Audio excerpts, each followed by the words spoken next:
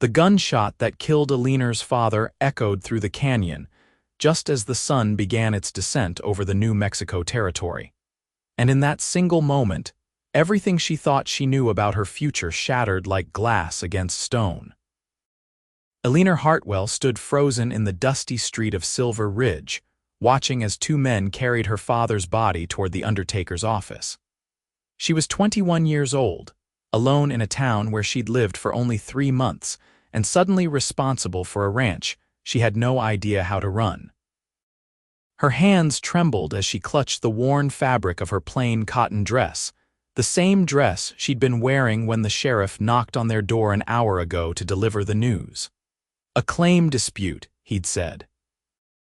Her father had been shot by a man named Carson Webb over water rights to the creek that ran through their property. Webb was already halfway to Mexico by now, the sheriff explained with a tired shake of his head, and there wasn't much anyone could do about it. The September heat pressed down on Eleanor as she walked slowly back toward the ranch, her boots kicking up small clouds of red dust with each step. The 2-mile walk gave her too much time to think, too much time to realize how unprepared she was for any of this. Her mother had died when Eleanor was 15, and her father had spent the 6 years since then dragging them from one failing venture to another, always chasing the dream of striking it rich out west. Eleanor had learned to pack their belongings quickly, to ask no questions, to make do with whatever circumstances they landed in. But she'd never learned the things other women seemed to know instinctively. She couldn't cook anything beyond burnt beans and hard bread. She couldn't sew a straight seam to save her life. She couldn't manage a household or grow a garden or do any of the practical things that were supposed to make a woman valuable in this harsh land. Her father had always laughed it off, saying she had a head for numbers and that was worth more than any pie. But numbers wouldn't feed her now. Numbers wouldn't keep the ranch running or put food on the table. The ranch house came into view as Eleanor crested the final hill, a small, weather-beaten structure that looked even more desolate than usual in the fading light. 3 horses stood in the corral, and Eleanor's heart sank as she remembered that she barely knew how to saddle them, let alone care for them properly. There were chickens somewhere that needed feeding, though half of them had wandered off last week, and she hadn't been able to catch them. The vegetable garden her father had planted was a tangle of weeds and withered plants because she'd forgotten to water it consistently. Eleanor pushed open the door and stepped into the dim interior of the house. Dirty dishes were piled in the wash basin. The floor hadn't been swept in days. The curtains hung crooked because she tried to mend them and made the problem worse. Everything around her was evidence of her inadequacy, and now there was no one left to pick up the slack. She sank down onto one of the wooden chairs and let the tears come. They fell hot and fast, and she didn't bother to wipe them away. What was she going to do? The ranch was barely scraping by even when her father was alive. There were bills to pay, livestock to tend, repairs that needed making. She had perhaps $50 to her name and no skills that would help her earn more. She could try to sell the ranch, but who would buy a property with disputed water rights and a murder attached to its history? She could try to find work in town, but doing what? She couldn't cook well enough to work in a restaurant. She couldn't sew well enough to take in mending. She couldn't even clean houses properly, given the state of her own home. The sound of horses approaching pulled Eleanor from her spiral of despair. She stood quickly and moved to the window, her heart racing. It was nearly dark now, and unexpected visitors rarely meant anything good in this territory. Through the dusty glass, she could make out 2 riders, and as they drew closer, she recognized one of them as Samuel Brooks, the man whose ranch bordered theirs to the east. Eleanor had seen Samuel in town a few times over the past months, though they'd never spoken more than a polite greeting. He was perhaps 25 or 26, tall and lean with dark hair that always seemed to need cutting and eyes that were startlingly blue even from a distance. He dressed like most of the working ranchers in the area, in worn denim and faded shirts, with a hat that had seen better days and boots that were scuffed from hard use. There was something solid about him, something steady that made people trust him instinctively. Eleanor opened the door before they could knock, and Samuel removed his hat as he looked at her with genuine concern. "Miss Hartwell," he said quietly, his voice a low drawl that carried the accent of someone raised in Texas. "I heard about your father. I'm real sorry for your loss. This is my foreman, Miguel Cortez. We wanted to come by and see if there was anything you needed." Eleanor swallowed hard against the lump in her throat. "Thank you, Mr. Brooks. That's kind of you." Samuel shifted his weight, clearly uncomfortable with the formality of the situation but determined to do right by his neighbor. "I know this isn't the best time, but I wanted you to know that if you need any help with the ranch work, you can call on us. Your property shares that water source with mine, and I've got no intention of making trouble over it like Webb did. Far as I'm concerned, you've got every right to that creek." "I appreciate that," Eleanor said, and she meant it, though the words felt inadequate. "But I'm not sure how long I can keep this place running anyway. I don't exactly have the skills for ranch life." Miguel, a weathered man in his 40s with kind eyes, spoke up in accented English. "Nobody is born knowing these things, señorita. They are learned." "Well, I seem to be a particularly slow learner," Eleanor said with a bitter laugh. "I can't even keep a garden alive." Samuel's mouth quirked in what might have been the beginning of a smile, though he suppressed it quickly out of respect for the circumstances. "Gardens are harder than they look. Takes a particular touch. But if you're willing, we could show you some of the basics. Ranch work, I mean. Enough to keep things going until you figure out what you want to do." Eleanor looked at him carefully, searching for any sign of ulterior motives or false charity, but she saw only honest concern in his expression. "Why would you do that? You've got your own ranch to run."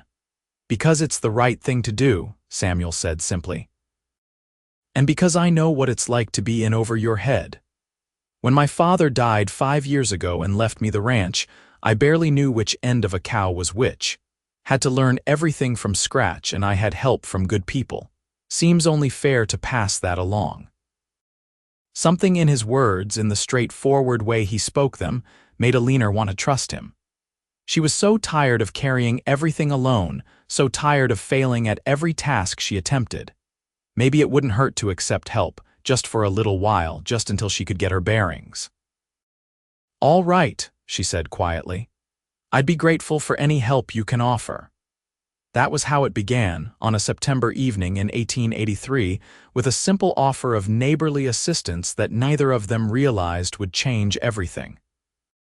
Samuel and Miguel returned the next morning just after dawn, and Eleanor was mortified to realize she'd overslept. She scrambled to make coffee, but the pot boiled over and made a hissing mess on the stove. When she tried to salvage breakfast by frying some eggs, she broke the yolks and then burned them to the pan. By the time Samuel knocked on the door, she was close to tears again, standing in her smoky kitchen surrounded by evidence of her incompetence. Samuel took one look at the situation and, to her surprise, didn't comment on it. He just opened the windows to let the smoke out and said, "How about we start with the horses? They're probably getting restless." Eleanor followed him out to the corral, grateful to escape the disaster of the kitchen. Miguel was already there, checking the horses' hooves and running his hands along their legs to check for any problems. Samuel showed Eleanor how to properly brush them down, how to check for injuries or signs of illness, how to clean their hooves and ensure they were properly shod. His hands were patient as he guided hers, and he explained everything in clear, simple terms without ever making her feel stupid for not knowing. "This here is Copper," Samuel said, patting the neck of a reddish-brown mare. "She's got a gentle temperament. Good horse for someone still learning to ride." "I can ride," Eleanor said, perhaps a bit more defensively than she'd intended. "That's one thing I actually know how to do. My father taught me when I was young." Samuel's face brightened. "Well, that's something. That's a good foundation. Riding and caring for horses, that's half the battle right there." They worked together through the morning, and Eleanor found herself relaxing slightly. The work was physical and demanding, but there was something honest about it, something that made sense in a way that cooking and sewing never had. Samuel showed her how to mend a broken fence rail, how to check the water supply in the trough, how to properly store hay so it wouldn't mold. Miguel taught her some Spanish words for the different tools and tasks, laughing good-naturedly when she mispronounced them. Around noon, Miguel rode back to the Brooks Ranch to handle some business there, leaving Samuel and Eleanor to continue the work. They walked along the creek that ran through both properties, and Samuel pointed out the markers that showed where the water rights began and ended. "Your father was in the right," Samuel said firmly. "Webb had no legal claim to stop you from using this water. Some men just like to bully others, especially when they think there's no one to stand up for them." "My father stood up for himself, and look where it got him," Eleanor said quietly. Samuel was silent for a moment, then said, "Your father died because Webb was a coward with a gun, not because he was wrong. There's a difference." They stood by the creek, watching the water flow over smooth stones, and Eleanor felt the weight of her loss settle over her again. "I don't know if I can do this," she admitted. "The ranch, I mean, I'm not cut out for this life. I can't cook or sew or do anything right. I burn everything I touch. I kill every plant I try to grow. I can't even keep my own house in order." Samuel turned to look at her, and there was something in his expression that made her breath catch. "Maybe those things don't matter as much as you think they do," he said. "Maybe there are other things that count for more." "Like what?" Eleanor asked, genuinely curious.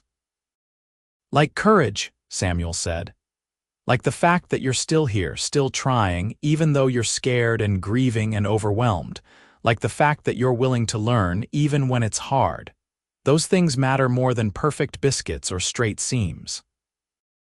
Eleanor felt something warm unfurl in her chest, something she couldn't quite name. "That's generous of you to say, but in the real world people need to eat. They need clothes that aren't falling apart. Practical skills matter."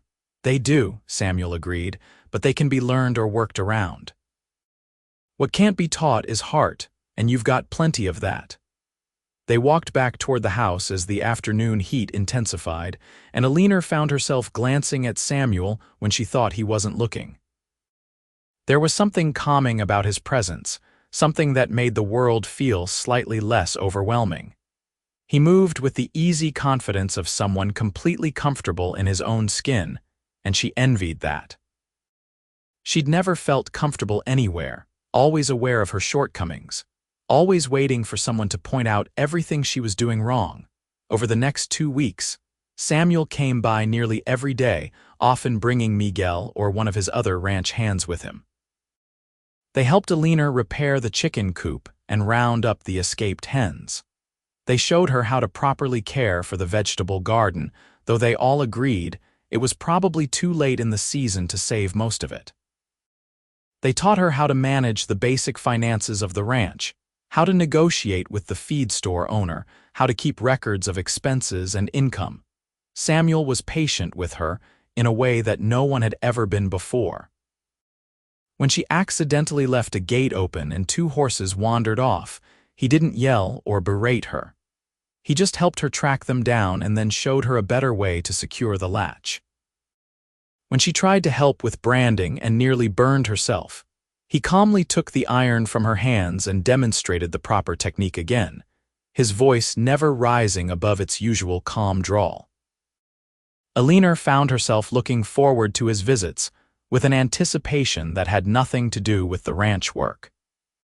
She noticed things about him that she probably shouldn't have been noticing, like the way his eyes crinkled at the corners when he smiled, or how his hands were scarred and calloused from years of hard work, but could still be surprisingly gentle when handling a nervous animal. She noticed how he always made sure she had water to drink during the hot afternoons, how he would pause in his work to make sure she understood what he was teaching her, how he never made her feel like a burden even though she knew she was taking time away from his own ranch. One evening in early October, after a long day of work, Samuel lingered after Miguel and the others had headed back. Eleanor had attempted to make dinner, with predictably disastrous results, and was staring at a pot of something that was supposed to be stew but looked more like sludge. "I did it again," she said with a helpless laugh. "I followed the recipe exactly, and somehow it still turned into this." Samuel peered into the pot and had the grace not to comment on its appearance. "How about I ride into town and get us something from the hotel restaurant?" he suggested. "We can call it payment for all your hard work today. You're paying me to work on my own ranch," Eleanor pointed out, but she was smiling. "I'm buying dinner for a friend," Samuel corrected. "There's a difference." The word friend hung in the air between them, and Eleanor felt her heart do something complicated in her chest. Was that what they were? Friends? It felt like both too much and not enough to describe what was growing between them. Samuel returned half an hour later with 2 plates of roast chicken and potatoes from the hotel, and they ate together on Eleanor's small porch as the sun set in a blaze of orange and pink. The food was delicious, and Eleanor sighed with genuine contentment. "This is what food is supposed to taste like," she said. "Not like charcoal or raw dough or whatever else I managed to create." Samuel laughed, a warm, genuine sound that made Eleanor smile in response. "You're being too hard on yourself. Cooking just takes practice." "I've been practicing my whole life and I still can't manage it," Eleanor said.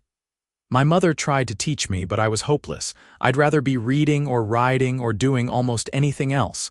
She was so disappointed in me." "I doubt that," Samuel said quietly. "Oh, she was," Eleanor insisted.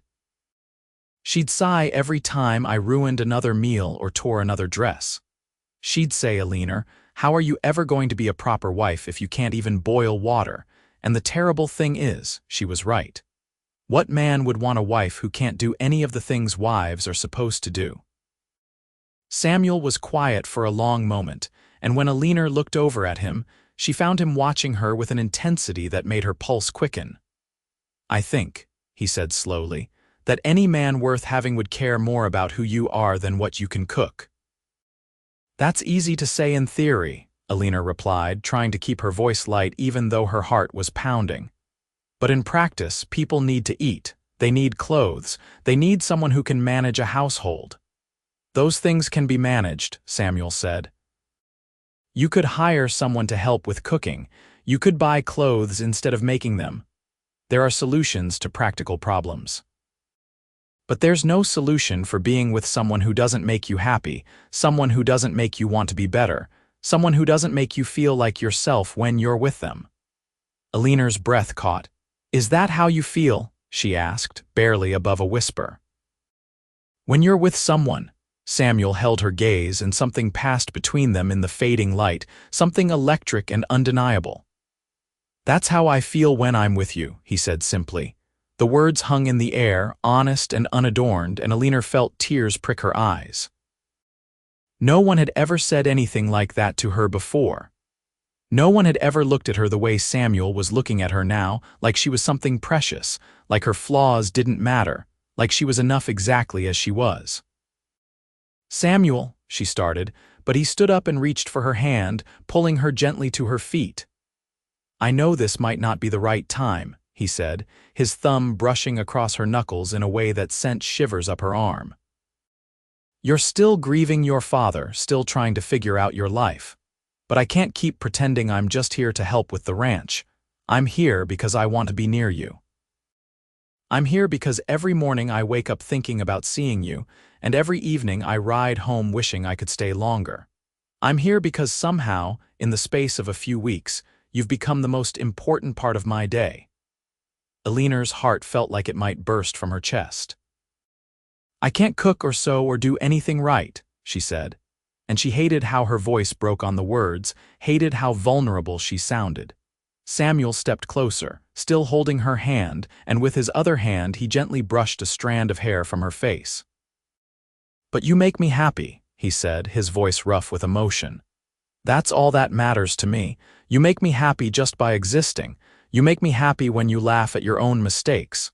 You make me happy when you refuse to give up even when things are hard. You make me happy when you look at a horse like it's a miracle, and when you get excited about fixing a fence post properly. You make me happy, Eleanor, just you, exactly as you are." A tear slipped down Eleanor's cheek, and then another, but these were different from the tears she'd cried over the past weeks. These were tears of relief, of hope, of something that felt terrifyingly close to joy. "You make me happy too," she whispered. "I didn't think I'd ever feel happy again after my father died. But then you showed up and suddenly there were these moments where I'd forget to be sad. There were these moments where I'd look at you and feel something I've never felt before, something that scared me because it felt so big and I didn't know what to do with it." Samuel smiled, that slow, genuine smile that transformed his whole face, and then he was pulling her closer, and Eleanor went willingly, letting herself lean into his solid warmth. His arms came around her, strong and steady, and she rested her head against his chest, hearing the steady thump of his heart beneath her ear. They stood like that as the stars began to emerge overhead. Two people who had found something unexpected in the hardscrabble land of the New Mexico territory, something that felt like it might be worth holding on to. Over the following weeks, Samuel and Eleanor's relationship deepened in ways that felt both natural and extraordinary. He still came by to help with the ranch work, but now there was an openness between them, an acknowledgement of what they were becoming to each other. They would work side by side during the day, and in the evenings, they would sit together and talk about everything and nothing, their childhoods, their dreams, their fears, their hopes for the future. Samuel told her about growing up in Texas, about how his father had been a hard man but a fair one, about how he'd learned ranching through trial and error and sheer stubbornness. Eleanor told him about the series of failed ventures that had marked her childhood, about feeling like she never quite belonged anywhere, about the strange relief and terror of finally being responsible for her own life. "I used to think there was something wrong with me," Eleanor admitted one evening as they sat by the creek, watching the water catch the last light of day. "Everyone else seemed to know instinctively how to do all these things that were supposed to come naturally to women, and I just didn't. I felt like I was broken somehow." Samuel took her hand, lacing his fingers through hers. "You're not broken, you're just different, and different isn't bad." "My mother didn't think so," Eleanor said quietly. "She tried so hard to make me into the kind of daughter she wanted, the kind who would be a good wife and mother someday, but I always disappointed her." "Did she tell you that?" Samuel asked, his voice gentle but serious. Eleanor thought about it carefully. "Not in those words exactly. But I could see it in her face every time I failed at something. I could hear it in her sighs." "Or maybe," Samuel suggested carefully, "she was worried about you. Maybe she was afraid that the world would be hard on you for being different, and she was trying to protect you the only way she knew how."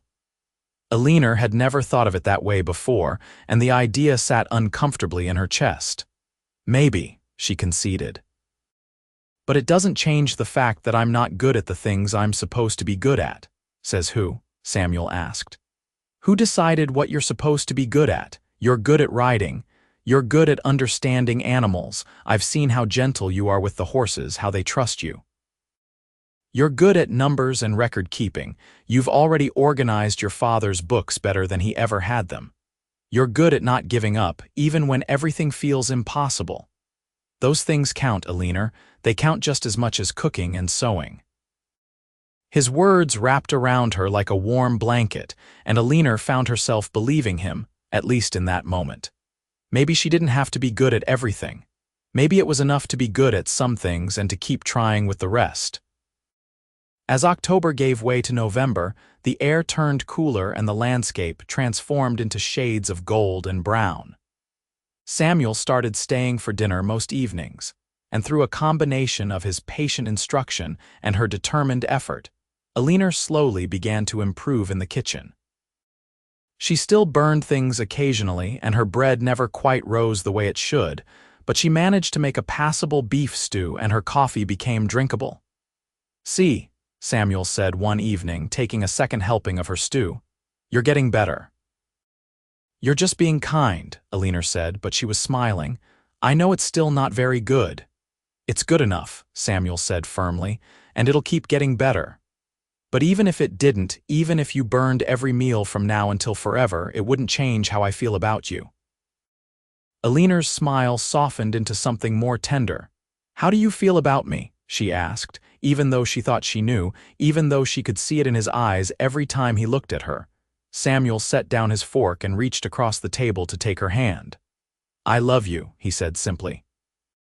"I think I've loved you since that first night when you stood in your doorway looking lost and brave all at once. I know it's fast, and I know you might not feel the same way yet, but I needed you to know." Eleanor's eyes filled with tears. She seemed to cry so easily these days, but they were good tears, healing tears. "I love you too," she said, her voice breaking on the words. "I didn't think I was capable of feeling this way about someone, but you've proven me wrong about so many things. You've shown me that I don't have to be perfect to be worthy of love, that I don't have to have everything figured out to be valuable. You've given me hope when I thought I had none left." Samuel stood and pulled her up into his arms, and when he kissed her, it felt like coming home to a place she'd never been but had always been searching for. His lips were warm and gentle against hers, and Eleanor melted into him, her hands clutching the fabric of his shirt as if he were the only solid thing in a spinning world. When they finally pulled apart, both breathing hard, Samuel rested his forehead against hers. "Marry me," he said, and it wasn't really a question so much as a statement of intention, of desire, of certainty. "Yes," Eleanor breathed, because there was no other answer, because this man had seen every flaw she possessed and loved her anyway, because he made her believe she could be more than her mistakes. "Yes, I'll marry you." They were married on a crisp December morning in the small church in Silver Ridge, with Miguel and Samuel's ranch hands as witnesses and half the town in attendance. Eleanor wore a simple blue dress that she'd bought from the general store, having long since given up on the idea of sewing her own wedding gown. She carried wildflowers that Samuel had picked for her that morning, and when she walked down the aisle and saw him waiting for her at the altar, his face full of love and joy, she felt beautiful in a way she'd never felt before. The Reverend kept the ceremony short and sweet, and when he pronounced them husband and wife, Samuel kissed her with a tenderness that made her knees weak. The small gathering cheered, and then everyone proceeded to the hotel for a simple celebration that Eleanor hadn't had to cook for, thank goodness. To Samuel and Eleanor, Miguel toasted, raising his glass. May their life together be filled with love and laughter and many successful meals. Everyone laughed at that, including Eleanor, who had made her peace with her limitations in the kitchen. Samuel had already suggested they hire a woman from town to help with the cooking and household management, and Eleanor had gratefully agreed. It didn't make her a failure, she was learning. It just made her practical. Samuel had arranged for them to spend their wedding night at the hotel in Silver Ridge, a luxury that Eleanor appreciated given the state of her own house. They climbed the stairs to their room as the sun set, and Eleanor felt a flutter of nervousness mixed with anticipation. Samuel seemed to sense her anxiety because he took her hand and squeezed it gently. "We don't have to do anything you're not ready for," he said quietly. "We have all the time in the world," but Eleanor shook her head, stepping closer to him. "I'm ready," she said. "I want this, I want you." Their wedding night was tender and sweet, full of whispered words and gentle touches, and when Eleanor woke the next morning in Samuel's arms, she felt a contentment she'd never known was possible. This was what it felt like to be chosen, to be loved, to be accepted exactly as she was. They spent the next few months settling into married life, splitting their time between Samuel's larger ranch and Eleanor's smaller property. Samuel hired a manager to oversee Eleanor's land while they figured out the best way to combine the two operations. He also made good on his promise to hire help for the household, bringing in a capable older woman named Mrs. Chen who had emigrated from China years ago and knew her way around a kitchen. Mrs. Chen was patient with Eleanor's questions and surprisingly understanding about her shortcomings. "Everyone has different gifts," she said in her precise English when Eleanor apologized for the 10th time about not being able to help more. "You are good with the animals and the land. I am good with the food and the house. Together we make things work, yes." "Yes," Eleanor agreed, grateful for the woman's kindness. Life fell into a comfortable rhythm. Eleanor spent her days working alongside Samuel and the ranch hands, learning more about cattle management and horse breeding, discovering that she had a real talent for training the younger horses. She kept the books for both properties, and her meticulous record-keeping helped them identify areas where they could save money and increase efficiency. She still couldn't cook particularly well, and her sewing remained atrocious, but these things no longer defined her worth in her own mind. Samuel was everything she could have hoped for in a husband. He was patient and kind, passionate and loyal. He made her laugh even on the hard days, and he held her when the grief over her father's death would sometimes ambush her without warning. He told her he loved her every single day, and he showed her in 1,000 small ways, bringing her coffee in the morning just the way she liked it, rubbing her sore shoulders after a long day of work, dancing with her in their kitchen to no music but the sound of their own happiness. By the following spring, Eleanor discovered she was pregnant. The news filled her with both joy and terror. What if she was as bad at mothering as she was at cooking and sewing? What if she failed at this too? Samuel found her crying in their bedroom one afternoon after the doctor had confirmed her suspicions, and he pulled her into his arms with that infinite gentleness she'd come to rely on. "What if I'm terrible at this?" she sobbed into his chest. "What if I can't figure out how to be a good mother?" "You'll figure it out," Samuel said with absolute certainty. "The same way you figured out everything else, by trying, by learning, by not giving up. And you won't be alone, Eleanor. I'll be right there with you every step of the way." "What if the baby needs things I can't provide?" Eleanor asked. "What if—" Samuel pulled back just enough to tip her face up to his. "What if we stop worrying about all the ways things might go wrong and start believing that things might go right? You are going to be an amazing mother because you have a huge heart and you care deeply about doing right by people. Our child will be lucky to have you." Eleanor wanted to believe him, and slowly, as the months passed and her belly grew, she began to. She prepared for the baby's arrival with the same determination she brought to everything else, reading every book she could find on child rearing and asking advice from the mothers in town. Mrs. Chen helped her set up a nursery in the larger bedroom, and Miguel's wife, Maria, offered to help after the baby was born, having raised 6 children of her own. In October of 1884, exactly 1 year after Samuel had first told Eleanor he loved her, she gave birth to a healthy baby boy. The labor was long and difficult, and there were moments when Eleanor was certain she wouldn't survive it, but Samuel stayed by her side through all of it, holding her hand and whispering encouragement even when she screamed at him to leave her alone. When the doctor finally placed the tiny, squalling infant in her arms, Eleanor looked down at his red, wrinkled face and felt a love so fierce it took her breath away.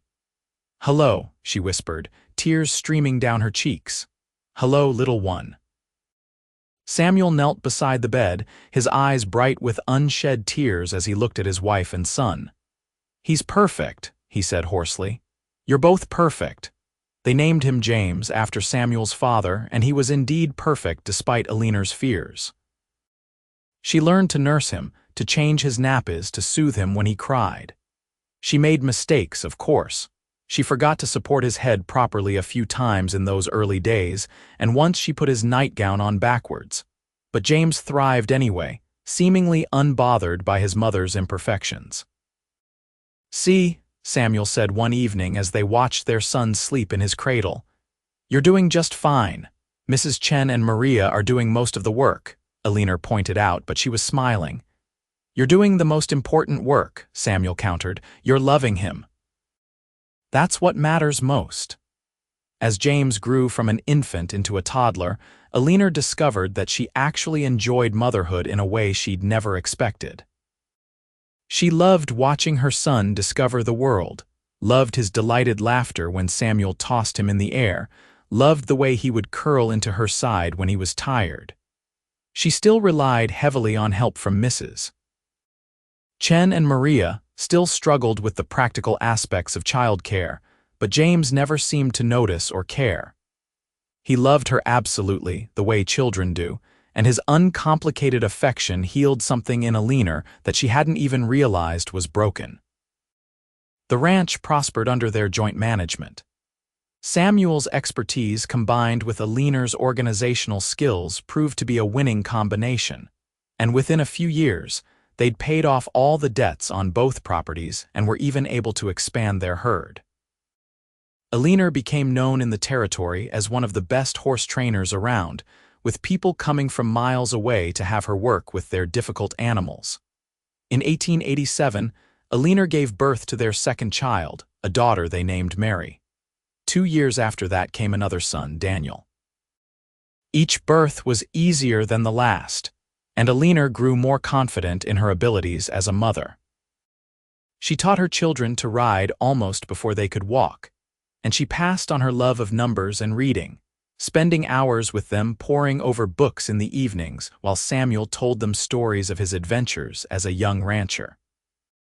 The years passed in a blur of activity and growth, of challenges met and overcome, of love deepening and strengthening with time.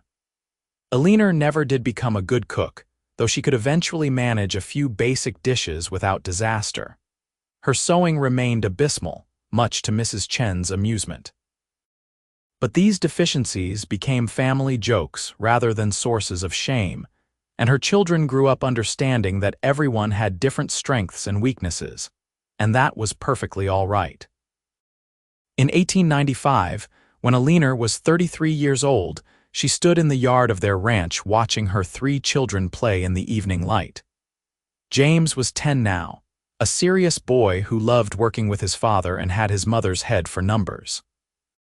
Mary was 8, wild and laughing and absolutely fearless. Daniel was 6, gentle-hearted and fascinated by anything to do with animals. Samuel came up behind Eleanor and wrapped his arms around her waist, resting his chin on her shoulder. "What are you thinking about?" he asked. "About how lucky I am," Eleanor said honestly.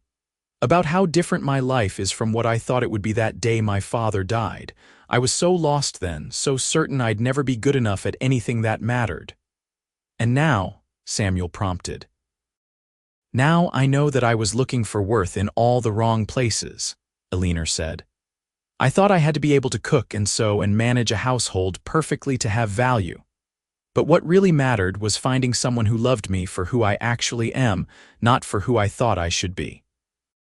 What really mattered was learning to love myself that way too." Samuel turned her in his arms so he could look at her properly, and the love in his eyes was as strong as it had been that first night when he'd told her she made him happy. "You've always had value, Eleanor. I just feel privileged that I got to be the one to help you see it. I couldn't have done any of this without you," Eleanor said, reaching up to cup his weathered cheek. "You saved me in every way a person can be saved." "We saved each other," Samuel corrected gently. "I was lonely before you came along, even if I didn't realize it. I was going through the motions of life without really living. You changed that. You made everything brighter, more meaningful. You gave me a reason to look forward to each new day." They kissed as the sun set behind them, their children's laughter ringing out across the land they'd built together. And Eleanor thought that this love, this family, this life, was worth more than all the perfect meals and straight seams in the world. The years continued to unfold with their mixture of joy and sorrow, triumph and challenge. In 1898, Eleanor's small ranch was finally fully integrated with Samuel's larger operation, creating one of the most successful cattle and horse operations in the territory. They'd overcome droughts and harsh winters, cattle rustlers and market fluctuations, always working together to find solutions. Miguel retired from active ranch work, but stayed on as an advisor, his weathered face breaking into a smile whenever he saw Eleanor. "I knew you would be fine," he told her one afternoon. "That first day when you were so scared and trying so hard to be brave, I knew you had what it takes. You had more faith in me than I had in myself, Eleanor said, hugging the old man. That is what friends are for, Miguel replied simply. Mrs. Chen remained with them as well, growing older but no less capable, and she taught Mary the cooking skills that Eleanor had never quite mastered. To everyone's surprise, Mary took to the kitchen like she'd been born to it, creating elaborate meals that rivaled anything served in the finest restaurants in Santa Fe. At least one of your children inherited some domestic skills, Mrs. Chen teased Eleanor one day as Mary baked her third pie of the week. Thank goodness, Eleanor laughed. Though I can't take any credit for it, that's all her own talent. James grew into a young man who was the perfect blend of his parents, his father's steady patience combined with his mother's sharp mind for business. Daniel showed a gift for veterinary work, often helping sick animals recover when everyone else had given up hope. The three children were close despite their different temperaments, and watching them together filled Eleanor with a happiness that sometimes felt almost too big to contain. In 1902, New Mexico was still a territory rather than a state, and the wild frontier that Eleanor had first encountered 19 years earlier was slowly being tamed by civilization. Railroads crisscrossed the land, telegraph lines connected distant towns, and the lawlessness that had claimed her father's life was gradually giving way to more structured governance. But the ranch remained a place apart, a piece of land where hard work and determination still mattered more than anything else. Samuel turned 43 that year, his dark hair now threaded with silver, and Eleanor was 40. They'd been married for 18 years, and their love had only grown deeper with time. They still worked side by side most days, still talked late into the night, still looked at each other with the same wonder that had sparked between them that autumn evening when Samuel had first told her she made him happy. One evening in late summer after the children had gone to bed, Samuel and Eleanor sat on their porch watching the stars emerge. Samuel took her hand, his thumb tracing familiar patterns on her skin. "Do you ever regret it?" he asked quietly. "Staying here, I mean." "You could have sold your father's ranch and gone back east, started over somewhere easier." Eleanor turned to look at him, surprised by the question. "Never," she said firmly, "not once. Why would I regret the best decision I ever made? Because it was hard," Samuel said. "Those first years especially. You struggled so much, and I sometimes wondered if I was asking too much of you." "You never asked anything of me except to be myself," Eleanor said. "That's what made all the difference, Samuel. You didn't try to change me into someone I wasn't. You just loved me, flaws and all, and that gave me the courage to keep trying even when things were difficult." Samuel pulled her close, and she rested her head on his shoulder, breathing in the familiar scent of him, leather and horses and sunshine. "I love you," he said, as he'd said thousands of times before, but the words never lost their power to make her heart swell. "I love you too," Eleanor replied, "more than I could ever put into words." They sat in comfortable silence, and Eleanor reflected on the journey that had brought her to this moment. She'd arrived in New Mexico territory as a lost young woman with no skills and no prospects, certain she was destined to fail at everything she attempted. She'd been wrong. Not about her lack of domestic skills, those had never really improved much, but about what that meant for her worth and her future. She'd learned that love wasn't about finding someone who needed her to be perfect. It was about finding someone who saw her imperfections and loved her anyway, who believed in her potential even when she couldn't see it herself. Samuel had been that person for her, and she liked to think she'd been that person for him too. More than that, she'd learned that there were many ways to be a good wife, a good mother, a good person. She didn't have to fit into someone else's mold of what a woman should be. She could forge her own path, develop her own strengths, and find value in the unique combination of talents and quirks that made her who she was. The ranch had become more than just a piece of land to her. It was a testament to what could be built when two people worked together, when they supported each other through hardships and celebrated each other's victories. Every fence post and corral, Every head of cattle and trained horse represented hours of joint effort and mutual commitment. It was theirs in a way that went far beyond legal ownership. In 1905, James married a local rancher's daughter named Sarah, a practical young woman with a quick laugh and a head for business that rivaled his mother's. They built a house on the far edge of the property and started their own family. And in 1906, Eleanor became a grandmother for the first time when Sarah gave birth to a boy they named Samuel, after his grandfather. Holding her tiny grandson for the first time, Eleanor was overcome with emotion. "Look how far we've come," she whispered to Samuel, who stood beside her with tears in his eyes. "From two lost souls trying to figure out how to survive to this, a family, a legacy, a future that stretches beyond us. All because you were brave enough to accept help from a stranger," Samuel said, pressing a kiss to her temple. "All because you were willing to try. All because you saw something in me worth loving," Eleanor countered. Mary married in 1907, choosing a quiet schoolteacher named Thomas who adored her and appreciated her culinary skills. They moved into town where Thomas taught at the local school, and Mary started a small restaurant that quickly became famous throughout the territory. Daniel, meanwhile, showed no signs of settling down, perfectly content to dedicate his life to caring for animals and helping his parents manage the ranch. As Eleanor moved through her 40s and into her 50s, she finally made peace with all the things she couldn't do. She would never be a good cook, and that was all right. She would never sew a straight seam, and that didn't matter.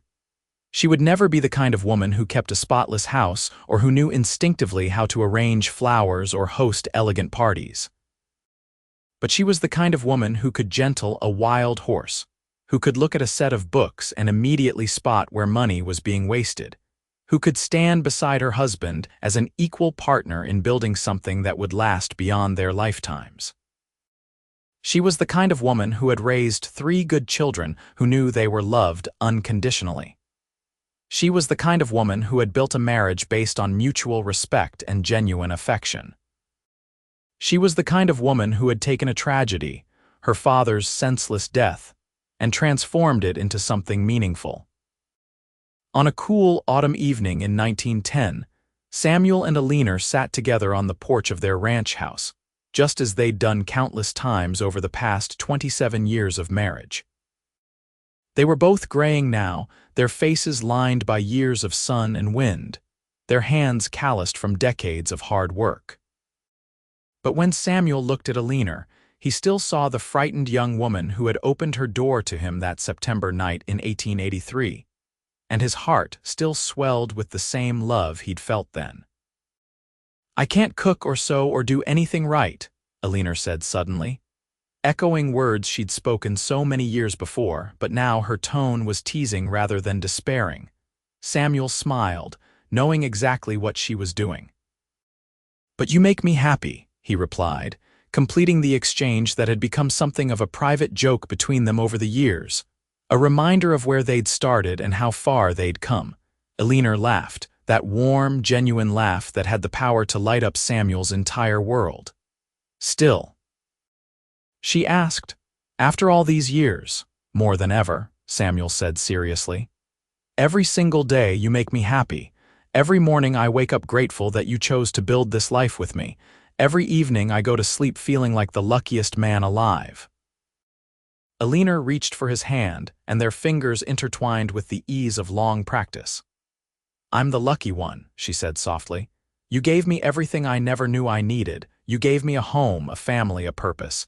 You gave me yourself, and in doing so, you gave me permission to be myself." They watched the sun set in a spectacular display of colors, painting the New Mexico sky in shades of orange and pink and purple. In the distance, they could hear Daniel talking to one of the horses, his voice low and soothing. From the bunkhouse came the sound of the ranch hands settling in for the evening, their laughter carrying on the cooling air. Somewhere beyond the main house, James and Sarah were putting their children to bed, and in town, Mary was closing up her restaurant after another successful day. This was their legacy, Eleanor thought. Not just the land or the business, but the family they'd created, the life they'd built together. She'd come to New Mexico territory with nothing, no skills, no prospects, no hope, and she'd found everything that mattered. She'd found love and purpose and belonging. She'd found a man who valued her for who she was rather than who she was supposed to be, and in finding all of that, she'd finally found herself. "What are you thinking about?" Samuel asked, noticing the distant look in her eyes. "About happiness," Eleanor said. "About how it's not something you find in perfect circumstances or flawless abilities. It's something you build day by day with the right person by your side." Samuel brought her hand to his lips and pressed a kiss to her knuckles. "I couldn't have said it better myself." As the stars began to emerge overhead, Samuel and Eleanor remained on their porch, wrapped in each other's presence and the peaceful contentment of a life well lived. They'd faced hardships and weathered storms, both literal and metaphorical. They'd buried loved ones and celebrated new births. They'd struggled and succeeded, failed and tried again. Through it all, they'd had each other, and that, Eleanor had learned, was what mattered most. Not the ability to create a perfect meal or sew a flawless garment, but the courage to show up authentically, to love wholeheartedly, and to build something meaningful with someone who saw you truly and loved you anyway. The cowboy and the woman who couldn't cook had built an empire of the heart in the wilds of New Mexico territory, and their love story would be told for generations to come, not because it was perfect, but because it was real. They'd proven that happiness didn't come from meeting some arbitrary standard of competence, but from finding someone who made you feel like yourself was enough. As the years continued to pass, their grandchildren would hear stories of how Samuel had shown up at Eleanor's door in her darkest hour and refused to let her face the world alone. They'd hear about how Eleanor had learned to run a ranch despite having no domestic skills, about how she'd become one of the best horse trainers in the territory through sheer determination. But most of all, they'd hear about how two people from different backgrounds had found each other in a harsh land and built something beautiful together. That was the real legacy, not the acres of land or the successful business, but the proof that love could flourish anywhere if it was tended with care and honesty. Samuel and Eleanor had shown that you didn't have to be perfect to be worthy of love, that skills could be learned or worked around, but that genuine connection between two souls was irreplaceable. And so they lived out their days in the land they'd claimed as their own, surrounded by family and prosperity, but most importantly, surrounded by the love that had saved them both. Every morning when they woke, and every evening when they went to sleep, they were grateful for that September night in 1883 when a grieving young woman had accepted help from a kind cowboy, and both of their lives had changed forever. The Wild West was slowly being tamed around them, but their love remained as wild and free as it had been from the beginning, untamed by convention, unbounded by expectation, and absolutely, perfectly right.